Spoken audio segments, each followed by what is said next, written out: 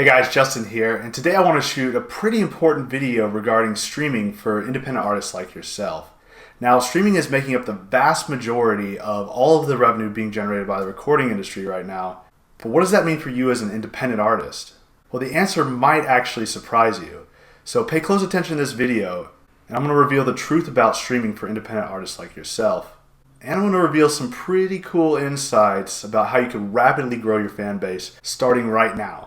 So let's go ahead and get started.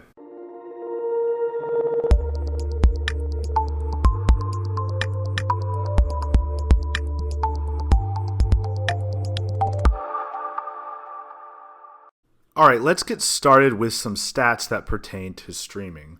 So in 2018, the recording industry actually grew, and it's been growing actually for the past few years. Now there was a period a while back where everyone was really concerned about the decline of the music industry and the decline of sales of physical albums and digital downloads, which is the case. Those things are declining, but actually in terms of revenue in the recording industry, it's been growing for the past few years. In 2018, recording industry revenue was $9.8 billion, and that is all thanks to streaming. So 75% of that $9.8 billion comes from streaming. So the vast majority of all that money is coming from streaming. So that means that clearly you should focus on streaming, right?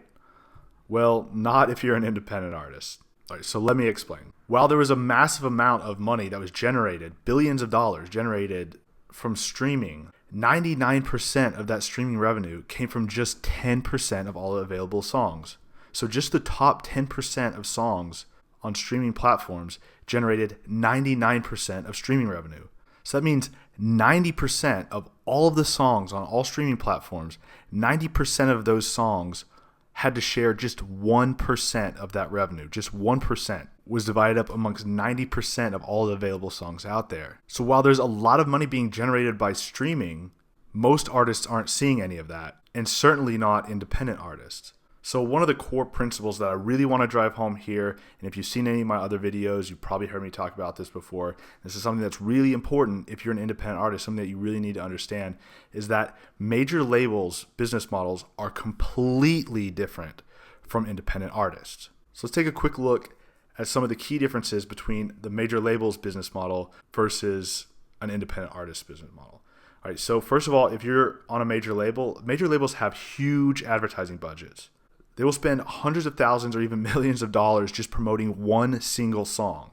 Okay, so that's the first thing you have to realize, is that one of the primary reasons why these major labels are able to implement this type of strategy that they do has to do with the fact that they can afford to spend hundreds of thousands of dollars to promote a single song. If you don't have hundreds of thousands of dollars to promote your album, there's simply no way that you can replicate the type of model that major labels use. What major labels typically do when it comes to their marketing is referred to as a shotgun approach. This means that they promote their artists and their music anywhere they possibly can. So major labels are going to promote their artists on radio, streaming, TV, film, billboards, magazines, anywhere you can possibly think about. But not just in terms of the medium, also geographically.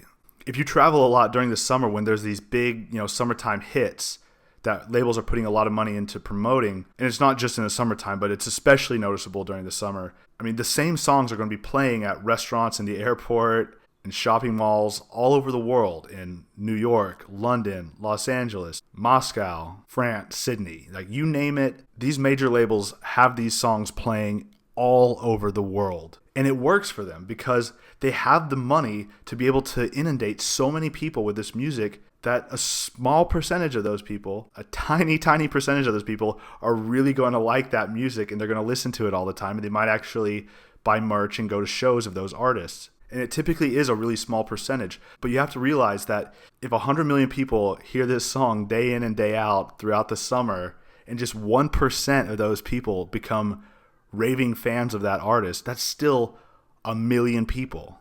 So if 100 million people are hearing this song all the time, 99% of them hate it, but 1% love it, that's still 1 million people. And that's why that approach works. But if you don't have hundreds of thousands of dollars to spend on promoting your music, that model's not going to work for you because you can't get it out to enough people to make it make financial sense in the same way that major labels can. And major labels have multiple revenue streams from these artists, which this isn't unique to major labels. You can do this too, and you absolutely should do this. But it's something to keep in mind when you think about how much money major labels are putting into getting this music out there everywhere, because they don't have to make all of their money back just from streams or from album sales these days, because more and more major label artists are getting involved with what are called 360 deals, where the labels are actually getting a cut of tour sales, ticket sales, merch sales, other things beyond just revenue from the actual sales of albums and streams. So it is something to keep in mind that, these labels spend lots and lots of money promoting artists because they know that they're going to make it back. Even if they don't make it back in streams, they're probably going to make it back through other revenue streams. So that's kind of my next point, which is streaming is still not always profitable. Even if major labels are spending, tens or hundreds of thousands of dollars to promote certain songs, they might not make all of that money back in streams, because that $9.8 billion number that we talked about earlier, that's revenue. And you have to understand, revenue is not the same thing as profit. Revenue just means all of the money that's coming in, but it doesn't take into account all the money that was spent to generate those streams in the first place. So when you see major label artists generating a lot of revenue from streams, that doesn't always mean that they're actually making any money, because you have to take into account the advertising costs of promoting those songs in the first place. And as we've kind of talked about here, the major label's approach to promoting music is really volume-based. It's about getting that music out to as many people as possible, and then relying on the fact that so many people are hearing it that a small percentage of those people are going to become fans, and they are going to spend money, and then that's how the major labels and major label artists are going to make profit. This is completely different from a smart business model that independent artists should follow. So first of all, you have to realize, and you probably are very well aware, that independent artists typically have very small advertising budgets. I mean, you might be working with a couple $1,000s a month, maybe even a couple $100, maybe less than that. And the cool thing about the type of strategy that I advocate is that you don't need lots of money to have an impact and actually be able to grow your fan base. You can really do it for just a couple dollars a day if that's all you have. And the reason that you're able to do that is because your marketing is going to be highly, highly targeted. Instead of taking a broad shotgun approach like a major label would do and just spending hundreds of thousands of dollars to get music out everywhere they possibly can all summer long, so that inevitably so many people are going to hear it that some of those people are going to become fans and end up streaming the music and spending money with the artist. Instead of doing that, you're going to spend a little bit of money that you have as effectively as you possibly can to reach the people that are most likely to enjoy your music. So instead of having like 1% of all the people that hear your music actually becoming fans, you'll be dealing with numbers like 20 or 30% of all the people that hear your music become fans. Now, those numbers will vary. I should give you an example that is very realistic, that you can have highly targeted marketing that results in 20, 30% of the people that are hearing your music for the first time actually joining your email list or following you on social media, versus the major label approach of just hammering tens or hundreds of millions of people with this music and just relying on the fact that a small percentage of those people are going to end up being fans. And still, as I mentioned before, major label artists can earn profits from streaming. It's not always the case. With independent artists, somebody like yourself, streaming is rarely going to be the best source of income for you. That's not to say that it can't be profitable. That's not to say that there aren't certain situations where independent artists might make the majority of their income from streaming. But the fact of the matter is, it's rarely the case that any independent artist that's actively trying to promote their music, it's very rare that that is going to be the most profitable revenue stream that they have. And in most cases, it won't even be profitable, especially when it comes to following an actual proven strategy to get more fans and get your music out to more people in the first place. There are outliers, and a lot of times people will cite independent artists that have had some viral success, because if your music goes viral, you could be making a ton of money from streaming without spending a lot of money on promotion. But the problem with that is it's not reliable. There's not a real replicatable business model that involves the viral sharing of music actually being replicatable over and over again. Now, there's some best practices. There's some things that you can do to increase the likelihood of music going viral, but it's not something that you can replicate in the same way that you can replicate over and over again running effective advertising, building an email list, using your email list and your social media to connect with fans, and after building that connection, offering them something of value, offering them albums, box sets, tickets to live shows, whatever, and then making money that way. Like that's a model that's easily replicatable that anybody can do. Relying on viral is just not, unfortunately. And as I just mentioned, building a connection is a really important part of having a successful business strategy and having a successful business model as an independent artist. It's really connection based. So it's not volume based like with the major labels where it's all about just spending as much money as possible and getting the music to as many people as possible. For an independent artist, it's more about focusing on the fans that you have, building a strong connection with them. And when you do that, they'll want to spend money with you. They'll want to support your career. And they'll be a lot more willing to buy music from you rather than just streaming it. So let's quickly talk about why people stream music. And I'm going to use the summertime hits as an example again, simply because like these are the songs. When I put summertime hits in quotes, what I'm really referring to are songs that major labels are spending lots and lots of money on promoting to as many people as possible and just hoping that that small percentage of people that become fans end up making the song profitable. Generally speaking, most people that stream those summertime hits, those big songs that are really popular, most people are going to stream them for different reasons than they would purchase them. And like a lot of people aren't going to be buying that music, at least not a high percentage of people that are actually hearing it. Most people are going to stream it. And the reason why they stream it is they simply hear the song a million times. It might not be as simple as that, but that's kind of the case. They hear the song over and over again. It gets stuck in their head. That song might remind them of a specific event or a specific time that they had with friends. Whatever. They want to listen to it again. It could be as simple as it's stuck in their head and they want to listen to it. So they just feel like listening to it and they already have the song in their pocket. So all they have to do is pull out their phone, listen to the song. Okay, they don't have to be invested in the artist. They don't even have to know who the artist is most of the time. It doesn't matter. It's so easy to consume music these days. Most people have a phone in their pocket with a streaming service on it where they can just listen to whatever music they feel like. They don't have to be very invested to hear a song.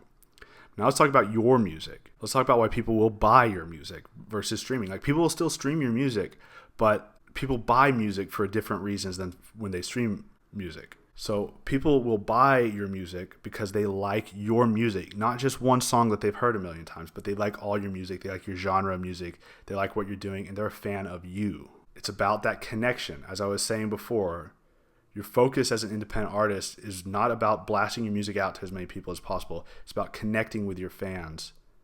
When you connect with your fans, they'll want to spend money with you. They'll want to support you, and they'll want to support your music career, so that you can continue producing music that they like. And in a lot of instances, it's because they can't get it anywhere else. So this is not always the case. I mean, you can certainly have your music available, have all your music available on Spotify, and then sell it as well. And people will still buy it in a lot of cases. But as you may have heard me say before, a big part of that independent artist model is connecting with fans and giving them a reason to buy. And one reason that they might have to buy your music is because they can't get it on Spotify. Now, there should be some music available on Spotify. Now, don't get me wrong. Streaming, my point here is not to say that streaming is bad or you shouldn't be streaming. Your music shouldn't be available on streaming services. It should absolutely be on streaming services. And I'll get to that in a moment. But what I'm really trying to help you understand here is that by following a proven independent artist business model that's completely different from major labels models, people will still buy your music. Okay, and making exclusive albums available for sale that aren't available on Spotify is one reason why your fans will spend money on an album. So connect with fans. You'll do this through your email list, through social media. Okay, so you get the email address first. That's what I always recommend. I'm not going to get into all that why. I'm not going to get into that too much here in this video because you can watch my other videos. I explain it a lot more. But, build that email list. Also connect with your fans on social media. And when you do this, part of connecting is engaging them with free content on a regular basis. That could be new music uploads, videos, blog posts, podcasts. You want to try to be as prolific as possible about producing free content for your fans to help keep them engaged. And if you do that on a regular basis, when you ask for their support, they're going to already have that connection with you. They're going to be a lot more willing to spend money with you. So make sure the majority of the content you're producing for your fans is free. And then when you do ask for their support, they'll be a lot more willing to spend money on an album, maybe a VIP membership to your fan club. So you may have a free email fan club that you get people to sign up to, and then there might be a VIP tier where they spend a couple bucks a month and they get access to some exclusive content. You could sell merch, box sets of albums, tickets to upcoming tour or a live show in a local area, meet and greets. The list goes on. In some cases, asking for support might be asking people to donate to your Patreon account or, donate through PayPal or whatever. There's a lot of ways to make money as a musician when you're connecting with your fans. So again, just keep in mind that the major labels model is to have a lot of fans spending a small amount of money per fan. You're doing the opposite as an independent artist. You're going to focus on a small group of fans, but they're going to spend a lot more per fan, because you're going to focus on building that connection with them. An independent artist business model should be based a lot more on fan engagement and sales than streaming. And I just gave you a whole list of things that you could do, things you could sell that aren't necessarily just album sales. And there's the list goes on much more than that. But just to clarify, people are still buying music. Roughly $2 billion in sales from physical albums and digital downloads were made in 2018. So it's still $2 billion in sales. All right, so that's not streaming. Those are sales, album sales. So while sales are on a decline and streams are increasing, keep in mind that all of that revenue coming from streams is mostly major label artists that have hundreds of thousands or even millions of dollars promoting their music everywhere. And a lot of times, the streams don't even make up for the cost of advertising. But again, remember, 99% of all the revenue is coming from just 10% of the songs out there in terms of streaming. So while streaming's on the rise, that's because that's where all the major labels are focusing on spending most of their money and getting more streams. That business model doesn't work for you as an independent artist. So when you see that there's still $2 billion in sales being made, that's something that should really catch your attention and help you realize that people are spending money on music still. And the reason that they're spending money on music is completely different from the reason why they stream. Let me go back to this slide real quick, and we'll wrap up here in just a second. But again, remember, the reason why people stream summertime hits is completely different from the reason why people are buying music, why they're buying your music. Connect with your fans, and they'll want to support your career, and they'll still spend money purchasing your albums. But don't ignore streaming. Okay, so I spent a lot of time talking about the benefits of not focusing your efforts on streaming as an independent artist, or why you shouldn't be focusing all your efforts on streaming, but you should be on streaming platforms, and absolutely send your fans to Spotify to get more streams. Like, absolutely incorporate streaming into your strategy. But smart independent artists don't rely on income from streaming, because by focusing on building that connection with your fans, there's so many other opportunities to generate revenue, generate income from your music. So while streaming can be profitable for you and you can be making money from streaming, if you're generating enough streams that it's profitable for you, and you're not trying to make money by selling physical copies of your albums, by selling digital downloads, by selling merch, and doing all these other things that you could be doing, then you're leaving a tremendous amount of money on the table. Okay, so definitely be on streaming platforms, but make your focus in terms of your promotion and your business as an independent artist to focus on connecting with fans. Fans will spend money with you if they have a relationship with you. And sales aren't always about the music. Of course, music has something to do with it. That's why they're your fans in the first place. But that's not the reason why most of your fans are going to be spending money with you. Most of the sales that you make are going to be more about the connection that you have with your fans. And one last thing that I want to point out before we wrap up. You could grow much, much faster by focusing on making sales rather than streaming. So I'm going to give you an example. First, the reason why you're going to be able to grow faster is because, as I advocate all the time, reinvest your revenue to grow your fan base quickly. So if you start making money from streams or sales or wherever you're making your money from, don't just take that and buy your girlfriend a new ring or buy a new car or whatever. You want to take the money that's coming from your music and put it back into promoting your music so that you can rapidly grow your fan base. Your fan base will grow a lot quicker. It'll grow exponentially if you do it this way. So I want to quickly give you an example. Let's say that it costs 50 cents to acquire a new fan. And the reason why I'm using 50 cents as an example is in the music promotion machine. Some of you guys have probably gone through that course. If you haven't, you should. It's you go to musicpromotionmachine.com. I'll link to it in the description. But go check that out. And that is a step-by-step video strategy where I show you how to grow your following, primarily using email marketing. But to grow that email list, I show you how to use like Instagram and Facebook advertising so that you can put your money into promotion and see instant results. See your fan base growing instantly on autopilot. And as part of that training, I show you how to set up Facebook advertising campaigns. I actually have one module dedicated just to Facebook advertising and walk you through the process step by step of setting up a Facebook advertising campaign. And then I show you the results that I'm getting within a couple of days after setting that campaign up. But in that training, I show you exactly how you can get new fans sign up to your email list for roughly 50 cents each. So taking that number, let's say we're selling one album for $10. Now, this isn't necessarily on iTunes where they take 30%. Again, inside of Music Promotion Machine Training, I show you how you can sell your albums directly to your fans without iTunes taking a cut. So you can set the price, charge however much you want. Let's say you're charging $10. So you sell one album for $10, and then you're going to reinvest that money into growing your fan base. So at 50 cents per fan, that means when you sell one album, you can reinvest that money that you made from that single album to get 20 new fans. All right, that's pretty cool, right? All right, and the same thing applies to streaming. You can still do that with streaming, but let's look at the numbers with streaming. So one stream on Spotify is about 0.6 of 1 penny. So not 6 cents. This is 0.6 of a penny for a stream. That means in order to make $10 from Spotify, you have to have 1,667 streams. Okay, that's not a ton of streams, but which do you think is easier, especially when you're just getting started, getting 1,667 streams on Spotify or selling one single album? So this is the point I'm trying to drive home here, is if you focus on a strategy like the one I teach in the Music Promotion Machine, you can sell a single album for $10 and turn that one sale into 20 new fans.